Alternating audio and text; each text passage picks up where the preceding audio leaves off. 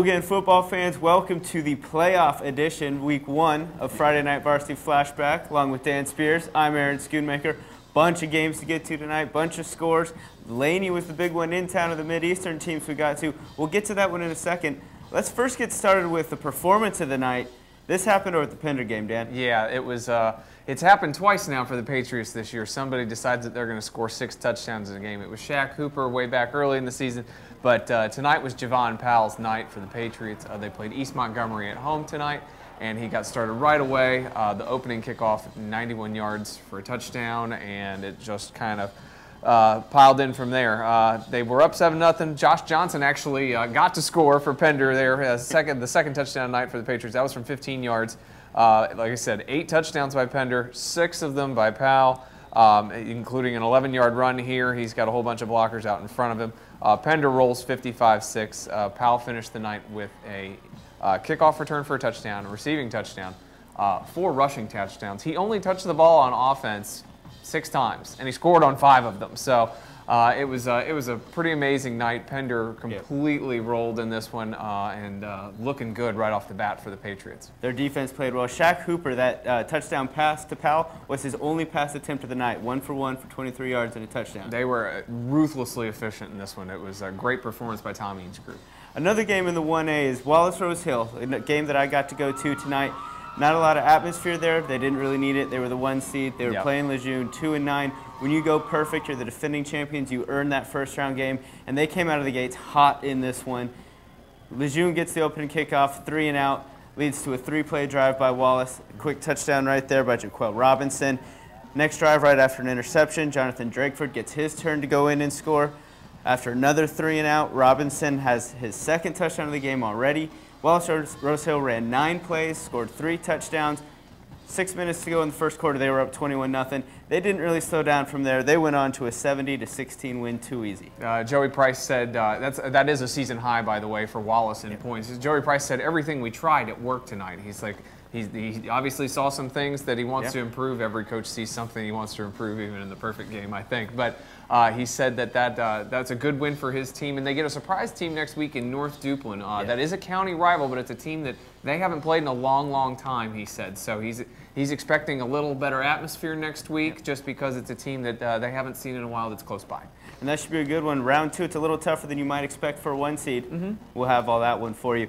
Well, let's go into some of the more scores from the 1A, 2A, and 3A right now. Starting in the 3AA, West Brunswick and South Central. South Central rolls to a 25-6 win right there. Going to the 3A, South Brunswick 39-7 over Washington. Dan, Marcus Hankins, 25 carries for 251 yards and 3 touchdowns. They look good. And he threw for 1, by the way, in this game too, just for fun. Halfback option for a touchdown. Yeah, this was dominant. Washington tried to throw the ball on them, and Gary Williams picked off back-to-back passes for South Brunswick. Total domination. Great win for the Cougars. Northeastern takes care of Topsail 39-13 in the 2AA East. In the 2A, East Duplin, they roll with a 61-18 win over Northwest Halifax. They look good there. Roanoke Rapids, 56-0 over Northside. South Columbus, 43-7 over Franklinton. That was one. The Stallions gave up a touchdown on the opening drive of the game and then had all the rest of the points. Their stable of running backs, Stanley, Hemingway, that whole group, they dominated the rest of the way from there. In a game we thought would be a lot of defense, East Bladen and North Johnston turned out to be offense, 47-40. East Bladen used all the offense of it. A.J. McCoy, 23 carries for 250 yards, 3 touches. Duron Bruni at quarterback, 9 of 14 for 227 and 3 more. That's 6 touchdowns right there. And they needed every last one of them. Bernie found McCoy for the game-winning touchdown with 20 seconds left in this one. North Johnston scored with a minute left. East Bladen went all the way down the field in 40 seconds and got one on top of it. Wild one there. Carborough beats Whiteville 55-33. North Brunswick falls to Fairmont 26-40. Fairmont really looking good at that 2 seed right there. Fairmont is on a roll. That's 6 straight wins for them after starting the season 1-5. Right.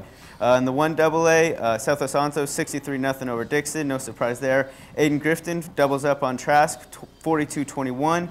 James Keenan gets a road win, 29-28, a wild finish in that one. Dan. Oh, crazy finish in this one. Parker Jones gets hurt for James Keenan, so they're with the backup quarterback. Union scores twice in the 4th quarter, just like they did in the previous game earlier this year. But this time, James Keenan stops the 2-point conversion to win with 4 seconds left. knocks down the carry at the 1 yard line to survive that one. E.J. Smith, 206 rushing yards in that game.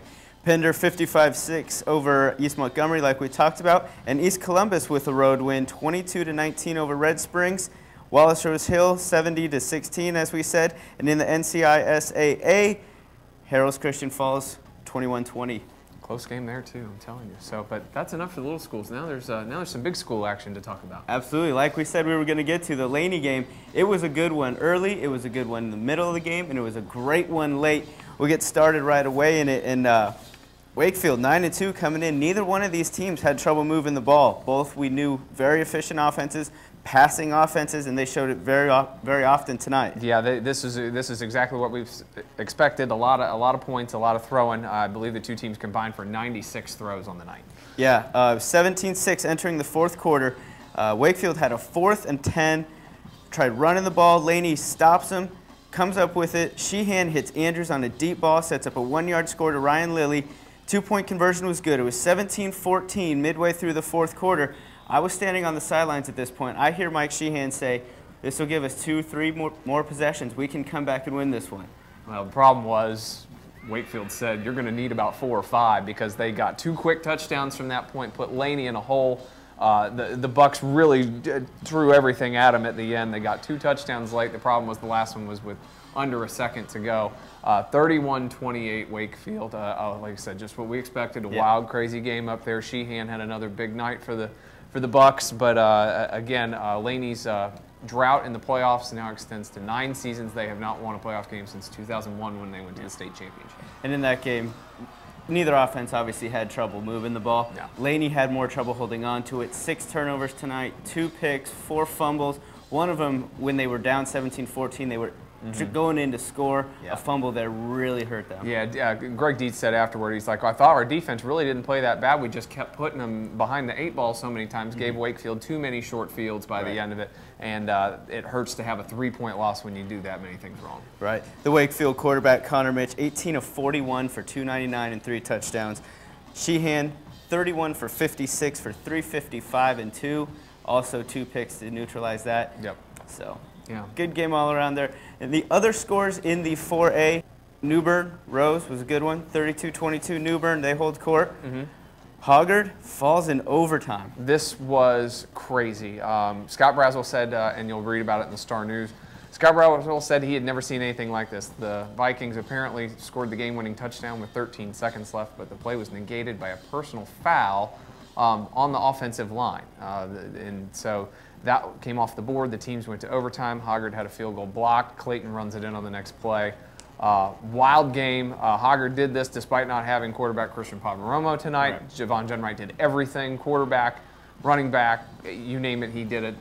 Really, really tough loss for the Vikings, who, like I said, there was a lot to look back on in this one for them. And really the same thing goes for New Hanover in its game against Southern Durham. Wildcats fall 14-7 on the road in Durham. Had 2 short field goals in the first half that they missed. One they never even got off because of a bad snap. Southern Durham scored one of its touchdowns on a punt return, which is normally one of New Hanover's very strong points, special teams usually. And just a wild night. They got deep in Southern Durham territory to try and tie and came up just a little short on a 4th and 10. Yeah, kind of looking like last year with that game. Very similar in how it broke down, how it transpired. We're out of 4A teams. Yes, we are out of 4A teams, but the thing is we're full up with 2A and 1A teams. Absolutely. We entered the night with 16 teams of local interest. We still have 8 left, so half of them are still alive. Dan, like I said in the previous show, I like the home teams. Out of the 19 games we had listed on our slate, only 4 road teams won tonight. That's a big one, and like you said, if you defend home turf, you're going to get the job done a long, long way. Absolutely. Well, a lot of our teams are at home this coming up week. Come back for us on Wednesday. We'll preview all those games. Yep. We'll give you some of our picks, some of the insight on what you need to know about round 2 of the playoffs, and looking forward. You're already on the website. Keep looking around for all the standings, stats, facts, articles, everything you need. It's all there. Keep checking it out, guys.